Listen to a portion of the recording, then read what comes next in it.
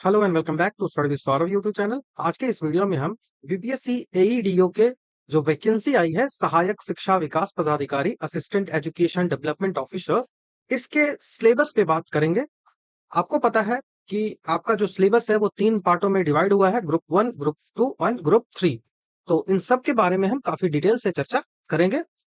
Syllabus जो है वो आयोग के द्वारा क्लियरली प्रोवाइड नहीं किया गया है, तो इस कारण से हम जो भी चीजें प्रोवाइड की है आयोग ने उसी के अनुसार, उसके टॉपिक्स के अनुसार ही सब टॉपिक्स को डिवाइड करेंगे और जानने का हम प्रयास करेंगे कि कहाँ आपको पढ़ने की आवश्यकता है। क्योंकि पढ़ना बहुत कुछ है, लेकिन हमें एक सीमित चीजें पढ़नी होती है ताकि जो है वो कम दायरे में रहकर अपना जो सिलेक्शन है वो सुनिश्चित कर पाए। देखिए, कोई चीज का सिलेबस यदि इतना है तो आपको बस इतना पढ़ने की आवश्यकता होती है।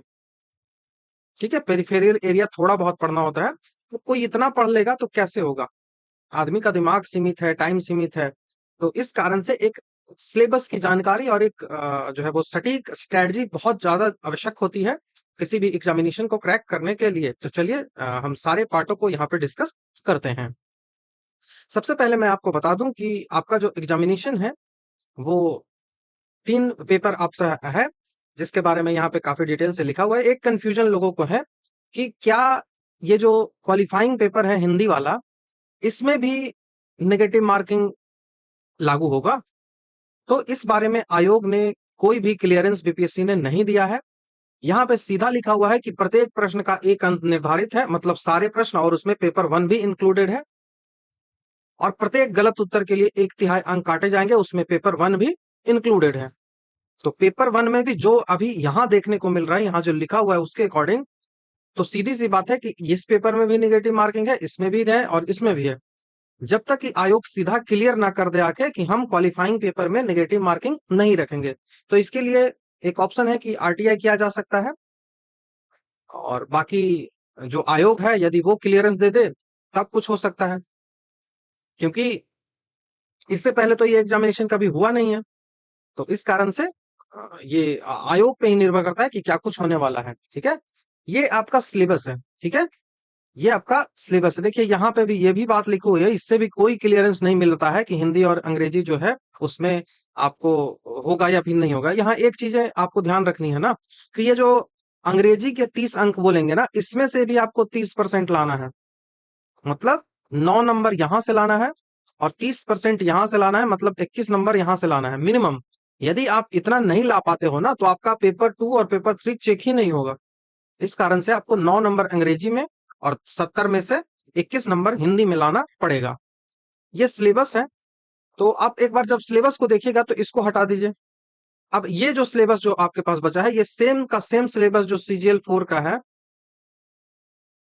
सीजीएल 4 को उठाइए सिलेबस को, और सेम जो सिलेबस है वही सेम सिलेबस इसका है। ये चीजें पढ़िए, ये चीजें पढ़िए। यहाँ पे मैथ्स और रीजनिंग को एक साथ लिखा गया है।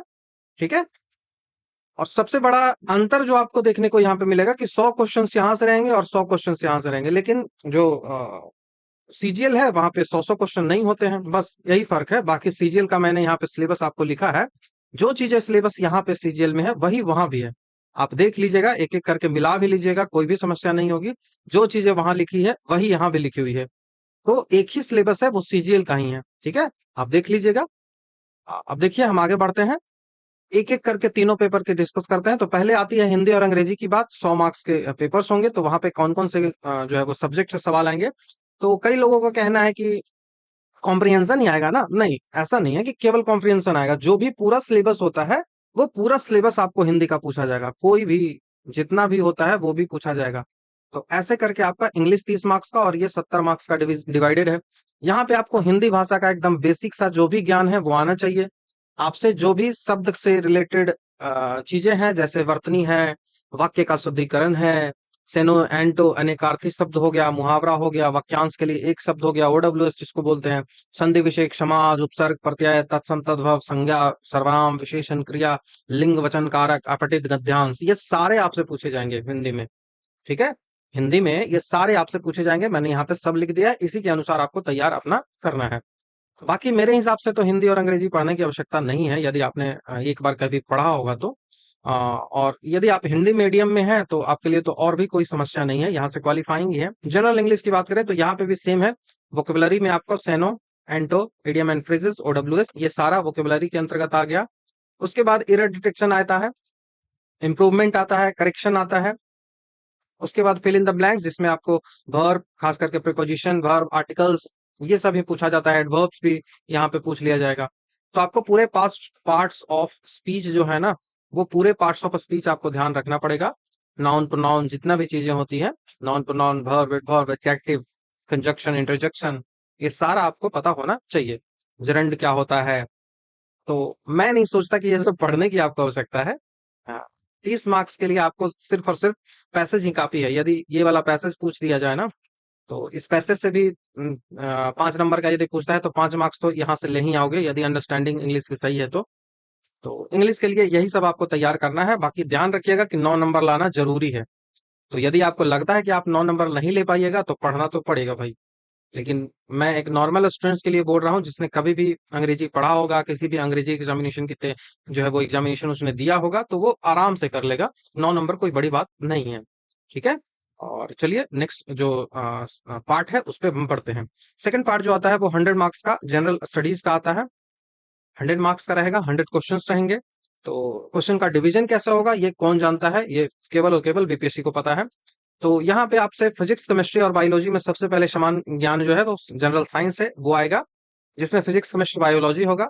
जो भी बेसिक से चैप्टर्स होते हैं वही रहेंगे, जैसे यूनिट एंड मेजरमेंट होगा, डायमेंशन होगा, स्पीड होगा, जिसको मोशन के अंतर्गत हम रखते हैं। काइनेमेटिक्स सीधा रख लो, जो काइनेमेटिक्स का पार्ट है उस काइनेमेटिक्स में ये सब आ जाएगा। वर्क, एनर्जी, पावर, ये सारा काइनेमेटिक्स में आ जाएगा। ग्रेविटेशनल, इसमें न्यूटन का जो भी फोर्स है वो आ जाएगा। ये प्रेशर हो गया, ये लाइट हो गया, उसके बाद ये हीट हो गया। थर्मोडायनेमिक्स के भी जो है वो सिलेबस है। उसके बाद साउंड हो गया, उसके बाद इलेक्ट्रिसिटी हो गया, जिसमें जो दोनों चीजें आ जाएंगी, चुंबक, जो मैग्नेटिक फील्ड, मैग्नेटिक जो है और इलेक्ट्रिक है, वो दोनों चीजें आ जाएगी। मॉडर्न फिजिक्स से भी सवाल रहेगा।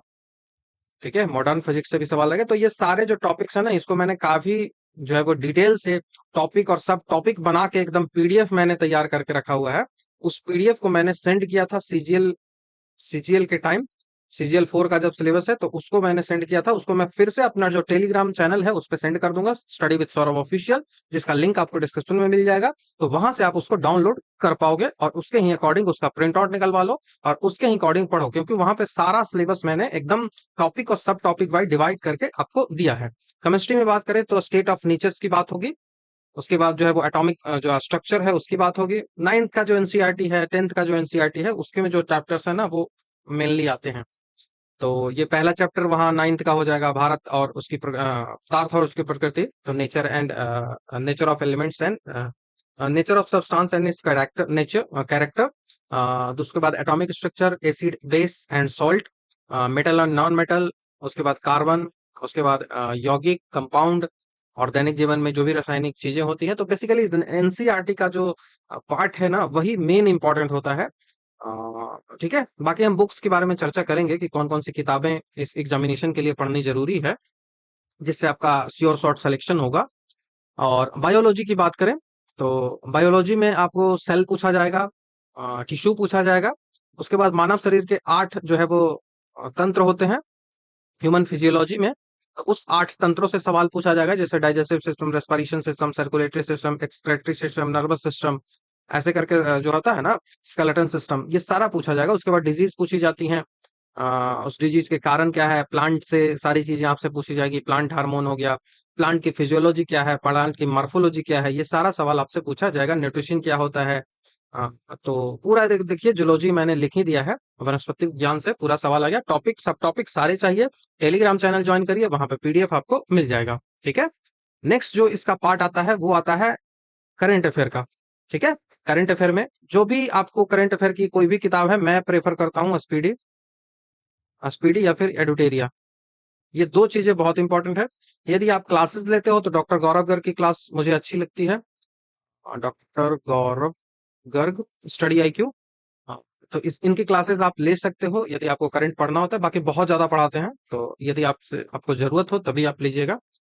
वैसा कोई हार्ड एंड फास्ट रूल नहीं है। तो आप स्पीडी और एडिटोरिया भी पढ़ के कर सकते हो। आप मंथली पढ़ते हो तो आपको जो है वो प्रतियोगिता दर्पण है वो पढ़ सकते हो, पीडी पढ़ सकते हो। बाकी हम बुक के बारे में अलग से चर्चा कर लेंगे। तो राष्ट्रीय और अंतर्राष्ट्रीय समाचार जो भी किताबें में दिए हुए रहता है ना वो सारा है, तो करंट अफेयर का ऐसा कोई स्पेसिफिक डिस्कस करने की जरूरत नहीं है। उसके बाद आता है इंडियन हिस्ट्री। देखिए यहाँ पे एकदम फोकस करके आपको रखना है ना, सिलेबस में बिहार हमेशा आपसे देखने को मिलेगा। बिहार एकदम हमेशा देखने को आपसे मिलेगा, बिहार बिहार बिहार लिखा हुआ था बार बार सिलेबस में, आप पढ़िए। तो बेसिक तो जो भी इंडिया का हिस्ट्री है वो पढ़ना ही है। एनिसेंट हिस्ट्री मतलब होता ही है कि बिहार की हिस्ट्री। तो भारतीय इतिहास में आपको बिहार का इतिहास और भारतीय इतिहास दोनों करना है। टॉपिक्स आपको, सारे सब टॉपिक्स और टॉपिक्स आपको दिए हुए रहेंगे, जो भी पीडीएफ मैंने प्रोवाइड किया है वहां पे, जिसमें मॉडर्न, मेडिएवल और एनिसेंट तीनों से पूछा जाएगा। वैसे ही बिहार से संदर्भ में भी पूछा जाएगा, स्वतंत्रता संग्राम में बिहार का क्या योगदान रहा है, कंट्रीब्यूशन ऑफ बिहार इन, जो है वो फ्रीडम स्ट्रगल। तो ये सवाल पूछा जाता है। जैसे बिहार के कोई प्रमुख व्यक्तित्व हैं उनसे सवाल पूछा जाता है, जैसे अभी हाल ही में न्यूज में कर्पूरी ठाकुर काफी रहे हैं तो उनसे सवाल आ सकता है, कुणाल किशोर रहे हैं उनसे सवाल आ सकता है। तो ऐसे करके क्वेश्चंस जो है वो पूछे जाते हैं। तो हिस्ट्री आपको समझ में आया, टॉपिक सब टॉपिक सारा आपको मिल जाएगा। बिहार भी आपको करना है, एकदम यहाँ पे फोकस करके लिखना है, बिहार करना है। बुक्स की चर्चा हम करेंगे। सामान्य भूगोल में बात करें उसके साथ ही भूगा बिहार का जो भूगोल है वो भी आपको ध्यान रखना है। इस भूगोल में विश्व का भूगोल और भारत का भूगोल, बिहार का भूगोल, तीनों भूगोल आपको पढ़ना है।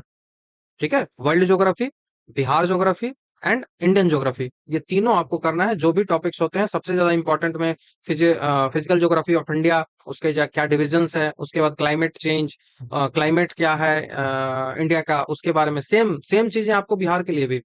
बिहार की जो भौगोलिक संरचना है उसके बारे में आपको पढ़ना है कि बिहार का फिजिकल जो स्ट्रक्चर है वो कैसा है। उसके बाद यहाँ की जो है वो जो भौगोलिक क्षेत्र है उसके बारे में आपको जानकारी रखनी है। बिहार की जो क्लाइमेट है उसके बारे में जानकारी रखनी है। यहाँ की सॉइल जो है उसके बारे में जानकारी रखनी है। नदियों के बारे में रखना है, लेक्स हैं उनके बारे में रखना है, एग्रीकल्चर के क्या कंडीशन है यहाँ पे। उसके बाद मिनरल्स क्या है बिहार में, क्या क्या संभावनाएं हैं मिनरल्स की।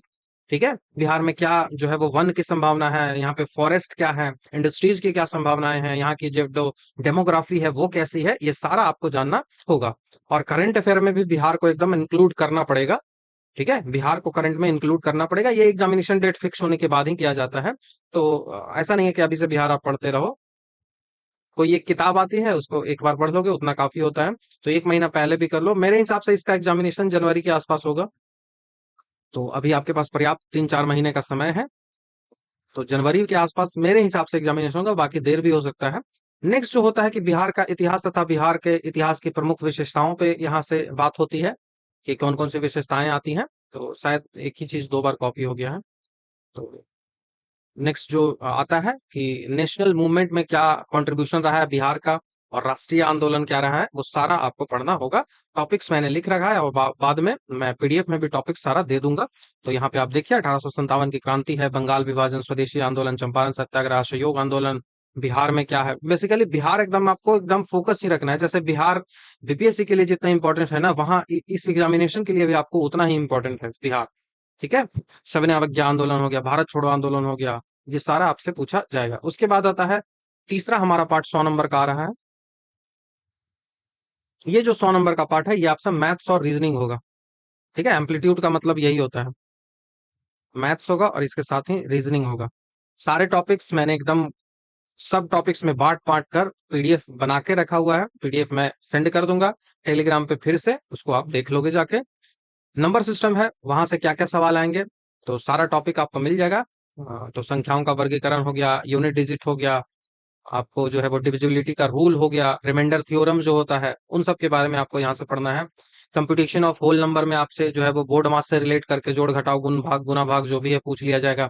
अलजेब्रा को भी यहाँ पे जोड़ा जा सकता है, जैसे कोई भी सीरीज वाले जो क्वेश्चंस दे दिए जाते हैं वो सब यहाँ पे आएगा। डेसिमल एंड फ्रैक्शन, तो डेसिमल और फ्रैक्शन वाला आपसे पूछा जाएगा। यहाँ पे रेकरिंग भी आ सकता है, वहीं पे आप एलसीएम एलसीएम एलसीएम लग लो। बोर्ड मास का पूरा आपको ज्ञान होना चाहिए। तो ये तो क्या शुरू के जितने भी चैप्टर्स है ना, शुरू के चैप्टर तो सीधा नंबर सिस्टम है, तो नंबर सिस्टम काफी डिटेल से आपको पढ़ना पड़ेगा। सवाल बहुत अच्छे तरीके से पूछे जाते हैं। उसके बाद देखिए परसेंटेज है, इसके साथ हम प्रॉफिट एंड लॉस को भी ऐड करेंगे। परसेंटेज में प्रॉफिट लॉस डिस्काउंट तीनों चीजों तो तीनों चीजें प्रॉफिट लॉस एंड डिस्काउंट आपको परसेंटेज में ऐड हो जाएगा। रेशियो एंड प्रोपोर्शन में पूरा एकदम रेशियो का जो भी चीजें हैं वो ऐड होगी। और यही रेशियो एंड प्रोपोर्शन का कंसेप्ट पे कई सारे और चैप्टर्स हैं जो ऐड होंगे। ऐसा नहीं है कि इसमें चैप्टर्स जो नहीं दिए गए हैं तो नहीं पूछे जाएंगे। यहाँ पे रेशियो के कंसेप्ट पे टाइम एंड वर्क आता है। यहाँ पे रेशियो के कंसेप्ट पे टाइम एंड स्पीड आता है, स्पीड एंड डिस्टेंस आता है। तो यहाँ से भी पूछा जाएगा। टाइम एंड वर्क जैसे ही आ गया तो टाइम एंड वर्क के साथ जो है वो पाइप एंड सिस्टम्स आ गया। पाइप एंड सिस्टम जैसे ही खत्म हुआ तो पाइप एंड सिस्टम खत्म हुआ तो इसमें तो नहीं आएगा। टाइम एंड डिस्टेंस हो गया, पाइप एंड सिस्टम हो गया, और इसमें ट्रेन आ गया। समय और दूरी वाला में ट्रेन आ जाएगा। रिलेटिव मोशन वाला जो सवाल आता है यहाँ पे स्पीड से भी सवाल पूछा जा सकता है। ठीक है। तो ऐसा नहीं है कि टॉपिक्स नहीं दिए हैं तो नहीं पूछे जाते हैं। मैंने काफी डिटेल से एक्सप्लेन भी किया है कि क्यों ऐसा है। क्योंकि रेशियो और प्रोपोर्शन के ही कंसेप्ट पे टाइम एंड वर्क और टाइम एंड डिस्टेंस चलता है। यहीं पे आपसे पार्टनरशिप रेशियो में पूछ ली जाएगी। पार्टनरशिप हो गया, एलिगेशन हो गया, एलिगेशन जो लगता है वो हो गया, एज हो गया। ये सारा रेशियो के कंसेप्ट पे है। इस कारण से इस सारे से सवाल आपको देखने को मिलेगा। हमने सारा टॉपिक को ऐड किया है। एवरेज 2 सवाल देखने को मिलेंगे, जो ब्याज और लाभ हानि। तो ब्याज में आपको CI SI दोनों मिलेगा, CI और SI। और प्रॉफिट लॉस तो मैंने परसेंटेज में ही जोड़कर रख दिया था। उसके बाद रीजनिंग की बात आती है। यहाँ पे जितने भी सवाल हैं वो सारे रीजनिंग के आपको आएंगे। जैसे पहला तो एनोलॉजी आएगा। अब एनोलॉजी जो है वो वर्ड्स बेस्ड भी होगा, जो है वो लेटर बेस्ड भी होगा, नंबर बेस्ड भी होगा, फिगर बेस्ड भी होगा। ठीक है। तो नंबर भी आएगा, फिगर भी आएगा, लेटर भी आएगा, वर्ड्स भी आएगा, कुछ भी आ सकता है एनालॉगी में। ठीक है। तो एनालॉग इसको ऐसे पढ़ते हैं। तो ये पहला चैप्टर हो गया। दूसरा जो है वो सिमिलरिटी एंड डिफरेंसेस हो गया। आपसे पूछा जाता है ना सवाल एक टाइप का कि इनमें से कौन सा डिफरेंट है, कौन एक दूसरे से संबंधित नहीं है। तो सिर्फ यही क्लासिफिकेशन और जो है वो डिफरेंट का चयन करना होता है। चूज द डिफरेंस, वो यहां से हो गया। स्पेस विजुअलाइजेशन में होगा कि आपको एक फिगर दे दिया जाता है, उस फिगर के अनुसार आपको बताना होता है कि अगला जो फिगर क्या होगा। उस फिगर में जैसे दे दिया जाता है कि ये फिगर दिया गया है, इस फिगर से किस फिगर को बनाया जा सकता है। तो ये सब स्पेस विजुअलाइजेशन में और स्पेटियल जो ओरिएंटेशन होता है उसमें ये पूछा जाता है। जैसे कि आपको देख लो, पासा पूछा जाएगा, यहाँ पे डाइस जो है वो पूछा जाएगा आपसे, यहाँ पे क्यूब पूछा जाएगा, क्यूबॉइड पूछा जाएगा, उसके पैटर्न्स को यदि पूरा करना है तो वो पूछा जाएगा। और जितने भी जो नॉन वर्बल वाले चीजें आती हैं, वर्बल वाली चीजें आती हैं, वो सारी यहाँ पे पूछी जाएंगी फिगर से रिलेटेड। ठीक है। फिगर से रिलेटेड सारी यहाँ पे सवाल होंगे। ठीक है। तो आपको ध्यान रखना है कि नॉन वर्बल जो होता है, नॉन वर्बल ये होता है, नॉन वर्बल जो होता है वो सारा आपसे सवाल यहाँ पे वर्बल और नॉन वर्बल दोनों होगा। ठीक है। उसके बाद प्रॉब्लम सॉल्विंग में आपसे एज का सवाल पूछा जा सकता है। आपने देखा है कि रीजनिंग में एज का प्रश्न जो देखने को मिलता है, जो इक्वेशन सॉल्व करना होता है, आपने देखा है ना कि प्लस को माइनस कह दिया, माइनस को प्लस कह दिया। तो वैसे में इक्वेशन सॉल्व वाला क्वेश्चन पूछ लिया जाएगा। चेंजेस करने वाले कोडिंग करके दे दिए जाते हैं, ये भी सवाल पूछा जाता है। आपसे कोई ऑप्शन दे दिया, एक समीकरण दे दिया जाएगा, इक्वेशन दे दिया जाएगा, उस इक्वेशन की कहेगा कि आपको चेंजेस करके बताना है कि प्लस को माइनस में चेंज करेंगे तभी उत्तर आएगा, ऐसे करके होता है। तो वो सारा प्रॉब्लम सॉल्विंग में ही आएगा। ठीक है। उसके बाद जो है वो विजुअल मेमोरी से संबंधित, तो पेपर कटिंग इसमें आ सकता है। आपका चित्र आधारित जो भी प्रश्न होंगे वो सारे आएंगे।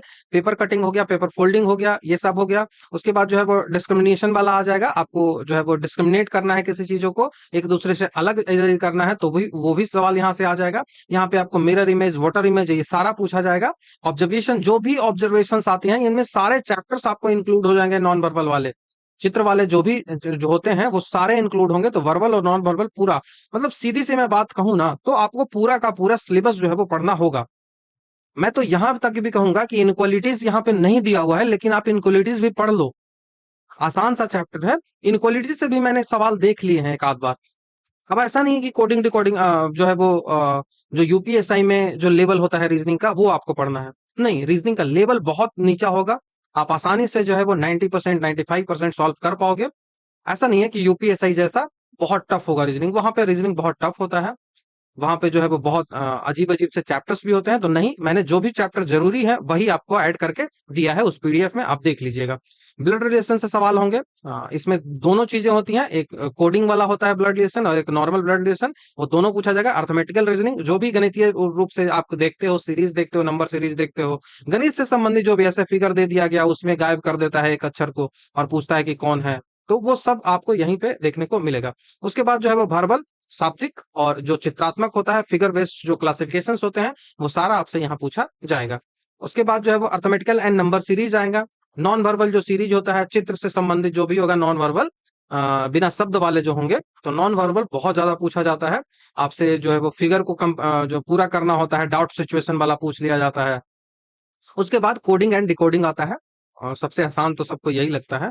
तो सीधी सी बात है कि जो भी नॉर्मल आप चैप्टर पढ़ते हो रीजनिंग में, वो सारा का सारा आपको चैप्टर्स पढ़ना है। ऐसा नहीं कि कोई चैप्टर नहीं दिया इसका मतलब वो नहीं है, नहीं, ऐसा नहीं है। वो सारे चैप्टर किसी न किसी शब्द में समाहित है, किसी न किसी शब्द में वो सारे चैप्टर समाहित हो जाते हैं। इस कारण से आपको सारा चैप्टर पढ़ना होगा। बस जो मैंने दिया है उतना पढ़ लीजिएगा तो काफी है। बाकी ऐसा नहीं है कि यूपीएसआई जैसा उसमें एक अजीब सा चैप्टर्स होता है, उनको नहीं करना है। जैसे यहाँ पे कथन एंड कारण मैंने नहीं लिखा है, तो ऐसा नहीं है कि नहीं पूछा जाएगा। ठीक है, ऐसा नहीं है कि कथन एंड कारण नहीं पूछा जाएगा, कथन और कारण भी पूछा जाएगा। असर्शन रीजंस जो है वो पूछे जाएंगे, सिलेबस में नहीं दिया गया है फिर भी पूछा जाएगा। मैं कह रहा हूँ सिलेबस में नहीं है फिर भी पूछा जाएगा कथन एंड कारण।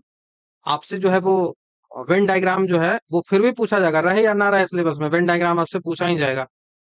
तो वेन डायग्राम भी आपको पढ़ना है। तो सारा मैंने दे रखा है, इस कारण से आपको मैं बार बार एक ही चीजें नहीं बता रहा हूँ। ठीक है, जो भी स्टूडेंट्स हैं जो CGL 4 की तैयारी कर रहे हैं और एक क्लास को ढूंढ रहे हैं, तो आपके लिए ये अच्छा एक सॉल्यूशन मैं दे रहा हूँ। यहाँ पे आपको मैंने एक क्लास स्टार्ट किया है, 20 अगस्त से स्टार्ट हुआ है। जब तक बीपीएससी का एग्जामिनेशन नहीं हो जाता है, थोड़ा सा इसके जो स्पीड है वो स्लो रहेगी। स्लो स्लो ही हम पढ़ेंगे बीपीएससी होने तक, क्योंकि कई सारे स्टूडेंट्स हैं उन्होंने बीपीएससी के बाद ज्वाइन उन्हें करना है, इस कारण से मैं थोड़ा सा स्लो हूँ। तो आपको पीटी एंड मेंस पूरी तैयारी यहाँ पे CGL 4 की जाएगी, और जो भी CGL 4 का सिलेबस है वही तो एईडीओ का है, सेम तो सिलेबस है। तो एक बार यदि आप इस बैच को ज्वाइन करते हो तो आपको जितने भी एग्जामिनेशन होते हैं वो सारा का सारा आपको एग्जामिनेशन क्लियर हो जाएगा। ठीक है, ऐसा नहीं है कि कोई अलग से जो है वो आपको कोर्सेज लेने पड़ेंगे। इस कोर्स से आपको सारा हो जाएगा। आपको एनरोल कैसे करना है, तो इस जीपे नंबर पे आपको पेमेंट करना है, या फिर इस क्यूआर कोड से पेमेंट करो। अभी जो इसका फी है वो 33% डिस्काउंट के साथ आपको 499 में मिल जाएगा। ठीक है, इसका जो फी है वो आपको 499 मतलब 500 रुपए होंगे।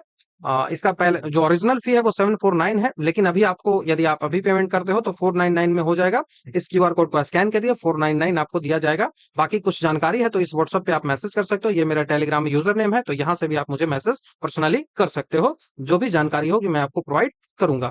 तो यदि आप इन एग्जामिनेशन की एक साथ तैयारी करना चाहते हो तो आप कर सकते हो। एईडीओ के लिए कोई अलग से आपको बैच लेने की आवश्यकता नहीं है।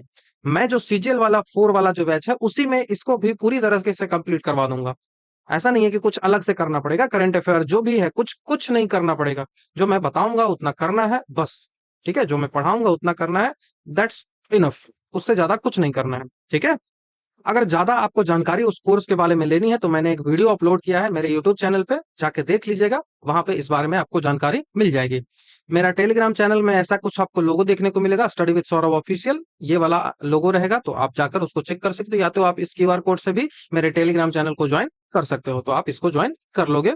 बाकी कई सारे प्लेलिस्ट हैं, जैसे बिहार ऑल एग्जामिनेशन का आपका पीवाईक्यू चाहिए तो ये मेरा प्लेलिस्ट बना हुआ है, यहाँ से आप जाके चेक कर सकते हो। मैं धीरे धीरे जो है वो हर पीवाईक्यू को यहाँ ऐड करते रहता हूँ। तो ये पूरा वीडियो है जहां पे हमने डिटेल से ग्रुप 1, ग्रुप 2 एंड ग्रुप 3 जो भी था सिलेबस, उसको टॉपिक और सब टॉपिक वाइज डिस्कस कर दिया है।